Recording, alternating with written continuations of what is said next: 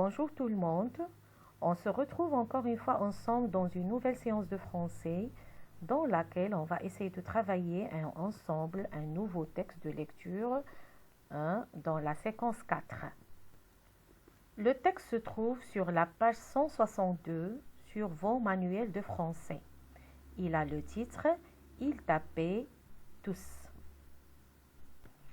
Et avant d'analyser le texte, on va essayer de voir ensemble les éléments paratextuels pour pouvoir faire des hypothèses. Alors, qu'est-ce qu'on veut dire par les éléments paratextuels? Ça veut dire le titre, la source, l'image, le chapeau, et ainsi de suite. Alors, d'où ce texte-là est-il extrait? Donc, le texte est extrait de Germinal. C'est le titre de l'œuvre littéraire d'où on a extrait le texte. Donc, Germinal, c'est quoi? Donc, Germinal, c'est un roman. Alors, l'écrivain, c'est Émile Zola. C'est un roman d'Émile Zola publié en 1885. Le roman relate ou bien raconte et décrit de la façon la plus réaliste le monde de la mine. Donc, qu'est-ce que ça veut dire, la mine? La mine, c'est un lieu souterrain où l'on exploite un gisement de matière minérale ou bien fossile. C'est un lieu qui se trouve sous la terre, d'où on extrait, on peut tirer des matières minérales. Alors, des matières minérales comme par exemple le sable, le gravier, l'argile, et aussi des matières fossiles comme le charbon, le gaz naturel ou bien le pétrole. Alors, qui a écrit Germinal? C'est Émile Zola. Alors, Émile Zola, c'est un écrivain français. C'est un écrivain et journaliste français né en 1840 à Paris, ça veut dire le 19e siècle. Il décrit dans Germinal, en général, dans cette œuvre-là, qu'est-ce qu'il décrit? Il décrit les conditions de travail, les conditions dans lesquelles travaillaient des gens à l'époque. Alors, et ces conditions-là sont détestables et difficiles. Ce ne sont pas des conditions qui étaient faciles. On passe maintenant à l'image. Qu'est-ce qu'on voit sur cette image-là? Donc, il s'agit d'une galerie. Alors, quand vous remarquez, cette galerie-là est très étroite. Elle n'est pas spacieuse. Alors, vous voyez le personnage, alors, cette galerie-là n'est pas spacieuse. Il n'y a pas de l'espace. Donc, la galerie est très étroite. Elle se trouve où, cette galerie-là? Elle se trouve dans une mine, sous la terre. Alors, regardez ici. Ce sont des poutres de bois qui ont pour rôle de soutenir les parois rocheuses, ça veut dire les roches de cette galerie-là. Alors, et vous pouvez remarquer que c'est très sombre. Il y a de l'obscurité. Et alors, alors, qu'est-ce que vous pouvez remarquer de cet endroit-là? On peut remarquer qu'on peut ressentir ici un malaise. On est étouffé. Peut-être on est enfermé, emprisonné. Et la main de ce personnage-là qu'il pose sur sa poitrine, sur ses habits de cette façon-là, peut suggérer que le personnage est étouffé. Il ne trouve pas bien l'air pour respirer. Le titre est sous forme, comme vous voyez, d'une phrase, une phrase inachevée. Alors, qu'est-ce qui montre? Donc, phrase, il y a le sujet, il y a le verbe aussi. Et qu'est-ce qui montre que cette phrase-là est inachevée? Ce sont les 3 points de suspension. Donc, ils tapaient tous. Ça veut dire ils sont en train de donner des coups. Ils tapent. Donc, ils travaillent. Peut-être ils travaillent. Je passe maintenant au chapeau. Germinal retrace l'existence des ouvriers dans les mines du 19e siècle en insistant sur leur souffrance physique et morale, tant au niveau du travail que de la vie quotidienne. Donc, Germinal, c'est l'œuvre d'Émile Zola. Qu'est-ce qu'on fait dans Germinal? Qu'est-ce qu'on fait dans cette œuvre-là? On retrace l'existence des ouvriers. Retracer, ça veut dire raconter de manière à faire revivre ces événements. Retracer quoi? L'existence, ça veut dire la vie. Donc Germinal raconte la vie des ouvriers, les gens qui travaillent dans les mines ici, des ouvriers dans les mines du 19e siècle. Alors, en insistant sur leur souffrance. Donc, on peut dire que ces ouvriers-là, dans leur travail, ils souffrent, physiquement que moralement. Donc, il y a une souffrance physique et morale, tant au niveau du travail, et aussi au niveau de leur vie quotidienne, peut-être parce que leurs salaires ne sont pas bien, donc peut-être ils souffrent aussi dans leur vie qui est quotidienne. Alors d'après le titre de l'œuvre, l'auteur, l'image, le titre, le chapeau, on peut dire que peut-être Émile Zola dans son texte va évoquer les conditions lamentables, les conditions difficiles de travail des ouvriers au 19e siècle. Alors maintenant, je passe au texte et je lis le premier paragraphe. En bas, il y avait d'abord Zacharie. Levaque et Chaval s'étageaient au-dessus et tout en haut enfin, et tout en haut enfin était Maheu. Chacun avait le lit de schiste qu'il creusait à coups de rivelaine. Puis il pratiquait 2 entailles verticales dans la couche et il détachait le bloc en enfonçant un coin de fer à la partie supérieure. La ouïe était grasse, le bloc se brisait, roulait en morceaux le long du ventre et des cuisses. Quand ces morceaux retenus par la planche s'étaient amassés sur eux, les haveurs disparaissaient, murés dans l'étroite fente. Alors la question qui se pose ici, qui sont les personnages mentionnés dans le texte? Où se trouvent-ils et que font-ils? Alors les personnages sont... Alors, il y avait d'abord Zacharie, Levaque, Chaval et enfin Maheu.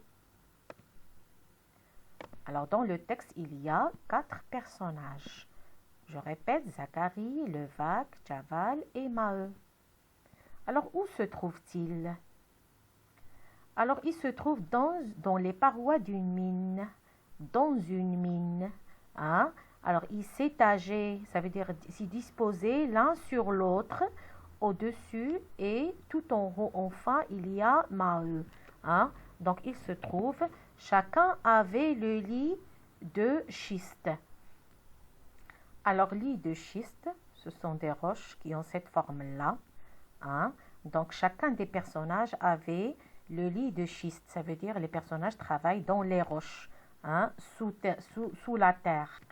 Et qu'est-ce qu'ils font ces personnages-là? Ils creusaient à coups de rivelaine. Ils creusaient. Ils creusaient quoi? Ils creusaient ces roches.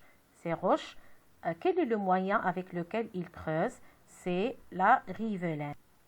Donc rivelaine ici, vous voyez l'image. C'est un pic qui a 2 pointes et qui sert à creuser dans les roches. Alors, question maintenant. Quelles sont les étapes du travail qu'exécutent ces 4 personnages-là? Quelles sont les étapes de leur travail? Alors, premièrement, ces personnages-là creusent. Qu'est-ce qu'ils creusent? Ils creusent le lit de schiste. Ces roches. Ils creusent les roches. Avec quoi? Avec la rivelaine. Ensuite, qu'est-ce qu'ils font? Ils pratiquent 2 entailles. Qu'est-ce que ça veut dire entaille? Ça veut dire des coupures dans les roches. Ils coupent les roches. Et enfin, 3e étape, lorsqu'ils coupent les roches, ils détachent le bloc. Ils détachent le bloc, bien sûr, de charbon, puisqu'il s'agit ici d'une mine de charbon. Donc, il y a 3 étapes. D'abord, creuser le lit de schiste. Ensuite, pratiquer des entailles dans ce lit-là, dans ces roches-là. Et à la fin, détacher le bloc. Alors, comme vous remarquez ici, dans ce premier paragraphe, Émile Zola a voulu nous montrer comment se fait le travail, comment s'organise, comment se fait le travail dans la mine. Qu'est-ce qu'ils font exactement ces personnages-là dans la mine et bien sûr à expliquer les étapes de ce travail. Donc je passe au deuxième paragraphe, c'était Maheu qui souffrait le plus. En haut, la température montait jusqu'à 35 degrés. L'air ne circulait pas. L'étouffement à la langue devenait mortel. Il avait dû, pour avoir clair, fixer sa lampe à un clou près de sa tête. Et cette lampe qui chauffait son crâne achevait de lui brûler le sang. Et son supplice s'aggravait surtout de l'humidité. La roche au-dessus de lui, à quelques centimètres de son visage, ruisselait d'eau, de grosses gouttes continues et rapides, tombant sur une sorte de rythme entêté. Toujours à la même place, il avait beau tordre le cou, renverser la nuque. Elle battait sa face, s'écrasait, claquait sans relâche. Au bout d'un quart d'heure, il était trempé, couvert de sueur lui-même, fumant d'une chaude buée de lessive. Alors ce matin-là, une goutte s'acharnant dans son œil le faisait jurer. Il ne voulait pas lâcher son navage et il donnait de grands coups qui le secouaient violemment entre les deux roches, ainsi qu'un puceron pris entre deux feuillets d'un livre sous la menace d'un applaudissement complet. Alors la question qui se pose ici, quel personnage souffre le plus? Et bien sûr, on va essayer de chercher les raisons de sa souffrance. Alors, réponse, c'est Maheu qui souffre le plus. Alors, regardez cette phrase-là, c'était Maheu qui souffrait le plus. Donc, c'est une phrase présentative. Il présente ici le personnage à l'aide des deux éléments du présentatif. C'est qui? C'est qui? C'est Maheu qui souffre le plus. Et quelles sont les raisons de sa souffrance? Alors, parmi ces raisons-là, il y a la température élevée. Quand vous remarquez ici, il y a une indication de température ici, 35 degrés, une indication de la température qui est très élevée. Alors, la température élevée, ça veut dire il n'y a pas d'air. L'air ne circulait pas, ce qui va aboutir à un étouffement. Les quatre personnages vont être étouffés, asphyxiés, et peut-être cela va causer parce que c'est mortel, peut-être ça pourra bien sûr causer leur mort. Et d'où vient aussi cette température très élevée? Elle vient de la lampe. Elle vient de la lampe. Alors, il avait dû pour voir clair. Pour voir clair, parce que dans la mine, toujours, il y a de l'obscurité. C'est un lieu souterrain. Alors, pour voir clair, il a fixé sa lampe à un clou près de sa tête. Et bien sûr, cette lampe-là va donner plus de chaleur à l'endroit, ce qui étouffe bien sûr les personnages. Et en plus, la troisième raison, c'est l'humidité. C'est l'humidité. Donc, son supplice, sa souffrance devient de plus en plus grave, s'aggrave surtout de l'humidité.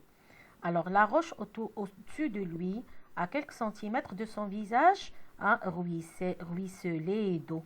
Donc, il y a de l'eau qui se dégage de cette roche-là. Des gouttes continues et rapides. Des gouttes qui sont continues et rapides qui se dégagent de ces roches-là. Alors, et ces gouttes tombant sur une sorte de rythme entêté, toujours à la même place. Toujours à la même place. Et qu'est-ce qu'elles font, ces gouttes d'eau? Qu'est-ce qu'elles font? Ils martèlent son corps. Alors, regardez cette phrase-là. Il avait beau tordre le cou.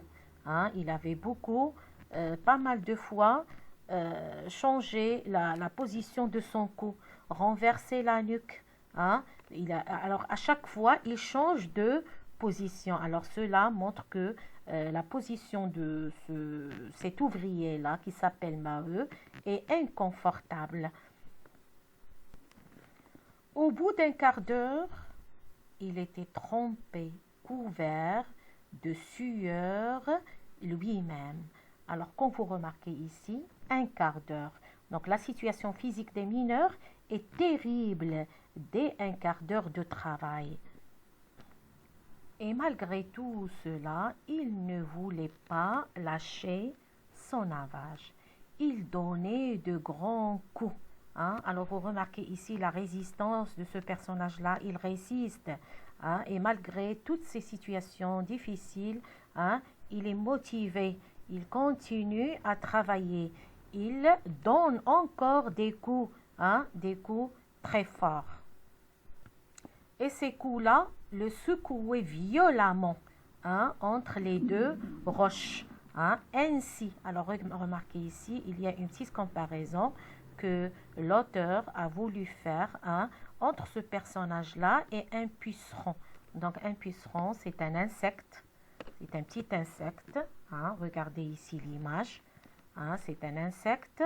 Alors, l'auteur ici, pourquoi il veut faire, ou bien il veut comparer ce personnage-là à un insecte. Quel est son but? Cette comparaison-là, ou bien cette image-là, montre bien que le personnage, il ressemble à un puceron. Donc, il est très fragile comme un insecte. L'homme, il est très fragile comme un insecte devant ce travail-là qui est difficile. Et cela, bien sûr, accentue aussi les conditions douloureuses de ce travail-là dans la mine. Alors, regardez, alors ainsi qu'un puceron pris entre deux feuillets d'un livre. Ça veut dire c'est cet insecte-là, lorsqu'il est pris entre deux feuilles d'un livre, ressemble à ce personnage-là, ce personnage de Maheu qui travaille dans une mine. Il est très fragile devant ce travail-là qui est difficile. Sous la menace, ce personnage-là est toujours menacé d'un aplatissement complet. Il est menacé d'une mort imminente. À chaque fois et à chaque instant, il est menacé que ces roches-là tombent sur lui. Je passe paragraphe suivant. Pas une parole n'était échangée. Ils tapaient tous. On entendit que ces coups irréguliers, voilés et comme lointains. Les bruits prenaient une sonorité rauque, sans un écho dans l'air mort, et il semblait que les ténèbres fussent d'un noir inconnu, épaissis par les poussières volantes du charbon, alourdis par des gaz qui pesaient sur les yeux. Les mèches des lampes, sous leurs chapeaux de toile métallique, n'y mettaient que des points rougeâtres. On ne distinguait rien. La taille s'ouvrait, montait ainsi qu'une large cheminée, plate et oblique, où la suite de 10 hivers aurait amassé une nuit profonde. Des formes spectrales s'y agitaient. Les lueurs perdues laissaient entrevoir une rondeur de hanche, un bras noueux, une tête violente, barbouillée comme pour un crime.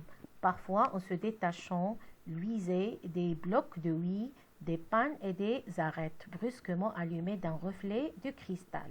Puis tout retombait en noir, les rivelains tapaient à grands coups sourds, il n'y avait plus que le halètement des poitrines, le grognement de gêne et de fatigue sous la pesanteur de l'air et la pluie des sources.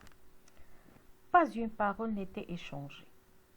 Ils tapaient tous. Alors, comme vous remarquez ici, on a commencé ce paragraphe-là par une phrase négative. Pas une parole n'était échangée.